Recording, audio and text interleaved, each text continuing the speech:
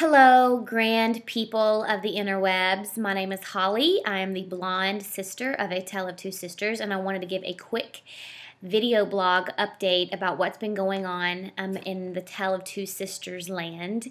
We're basically restructuring our blog and all kinds of fun stuff like that, so be sure to check us out. I did want to give a quick entry, though. It's late here in the great state of Georgia, and late to me is like 11. Ooh, make a wish. But that's late to me because I'm kind of a dork, so I'm ready to go to bed. But I can't because I keep thinking about this book that I read called Warm Bodies by Isaac Marion, or Marion. I hope I'm not butchering that, and I probably am, but here he is. Handsome fella. There's Isaac. Come on, iPhone. Flip over. There you go. There he is. He wrote Warm Bodies, and it was recently made into a feature film, and I just have not been able to stop thinking about the book. It was such a great book, and I think an important book, and sometimes those two things don't line up. Just ask the redhead when I made her read The Awakening. There's a difference in a good book and an important book. But I think this is one of those rare books that's both, and so that's what makes it really cool.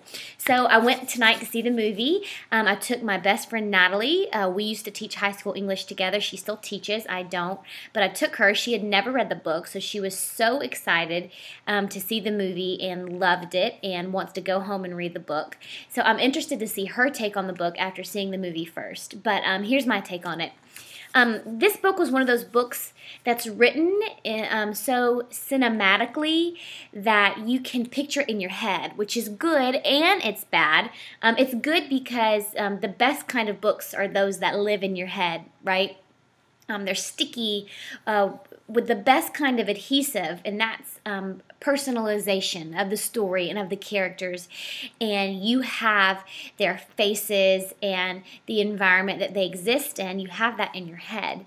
Now, the downside of that is that when there's a movie made about it, you have to go into that movie just knowing that it's like, you know, somebody covering your favorite musician's song. It's not going to be exactly the way that you envision it or the way it exists in your head.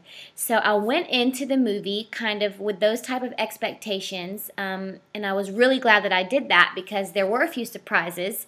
In general, the movie was a lot more lighthearted than the book, and I know you're thinking, like, how lighthearted can a zombie book be? But you would be surprised. It was the book was dark, certainly, but you know, the tone of it overall didn't strike me as depressing, although certainly some super dark things in the book. But even less dark was the movie. It was almost, in a lot of senses, a comedy. Lots of funny moments. I laughed out loud a lot. I laughed out loud in the book as well, but definitely laughed at the movie probably more than I did the book.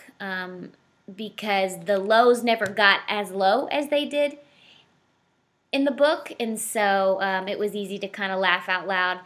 But I don't think that, you know, I would not say that I preferred the movie in that sense. I really did enjoy the book. I thought it took you some really great places in the lows and in the highs. But yeah, I preferred Isaac's grit and authenticity because in his book, because I feel like he's really talking a lot about the human condition, and humans are pretty messed up, and if you take away our humanity, which is sort of where the bonies and the zombies are in the book, if you take away our humanity and we're already messed up with that, that's a lot to consider. That's a dire state to consider. So I appreciated his realness in that in the book, and maybe missed it a little bit in the movie, especially in the characters of Julie's dad and her friend Nora, and even Perry to a certain degree, although Perry wasn't, that's her boyfriend, who I don't want to give much away about. But those three characters were significantly less dark in the movie, and I missed that grit a little bit.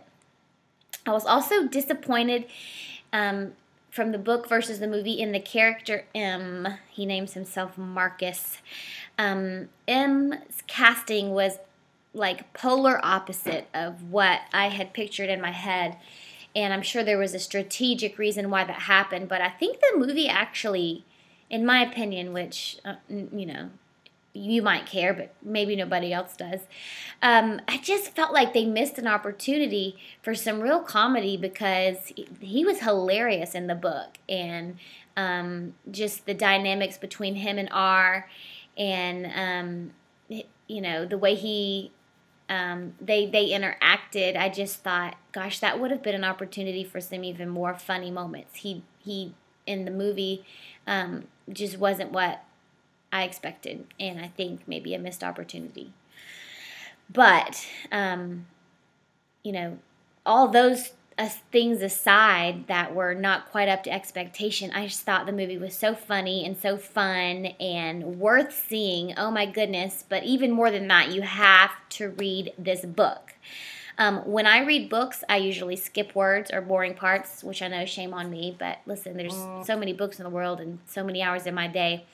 So this was one of those books that I didn't. In fact, I found myself putting it down at the end of certain chapters and thinking, if I don't put this down, I'm just going to barrel through, and I want to enjoy it like a fine, you know, glass of something delicious, whiskey. I wanted to enjoy this book sip by sip and just kind of luxuriate in its beauty. I mean, it was such a beautiful book, and I know what you're thinking, a beautiful zombie book, but yes, it was beautiful. It made me laugh. You know, it made me emotional. It made me question things about myself and about my life, and I totally did not expect that, especially knowing going in kind of what it was about. I haven't enjoyed a book this much in years and years and years. So I can't give it enough praise. It was simply beautiful, and its message even more so. And I encourage you that if you are in the market for a good read and a good movie, go see it, go read it, go read it, go read it, go read it, go read it. And this sister gives it 2 thumbs up. The redhead is reading it as we speak, and I'm sure she'll have thoughts. I'm sure she'll share those thoughts as she usually does. So I hope you all are having a fabulous day, evening, morning, whatever time it is in your world when you read this, and I'll see you next time. Bye.